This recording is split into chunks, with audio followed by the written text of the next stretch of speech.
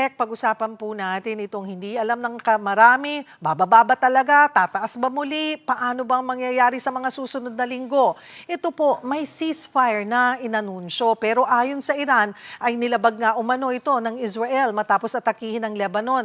Ano po ang inyong assessment? Kaano ito kaapektado sa stability ng global oil supply? Well, yung sa ceasefire, no, at the moment, that's very fragile. Volatile ang situation. Sabi nga, katulad yan, nagkaroon ng mga attacks, no, that will affect the ceasefire. Sa ngayon, because of the ceasefire, bumaba ang presyo ng langis because nag-weaken ang dollar, so that also influence the price of the import price of oil.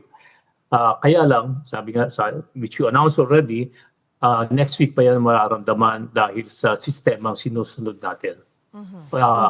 Sa mga susunod, kailangan bantayan, pwede na tumaas pa uli ang langis, ang presyo ng langis, lalo na kung mag-i-impose talaga ang Iran ng toll, no? Sinasabi nga dyan is pwede mag-impose ang Iran ng $1 per barrel. So BLCC, yung crude carrier, the very large vessel, no, which carries around 2 million barrels.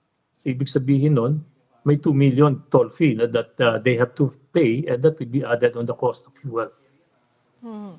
Ito pong ceasefire, no, masasabi ba natin, Sek, na fragile at may posibilidad itong tuluyang bumagsak? Kasi parang di pa nakakaisang araw, 2 araw, nagsisisihan na ulit. Oo nga, sana the ceasefire holds on, no? Wag sanang masira. Dahil pagka nasira yan, talagang pati presyo ng langis putok yan. Siguradong tataas, lalo na kung hindi, siyempre mapapatigil naman ang pagdaan ng mga barko sa Straits of Hormuz.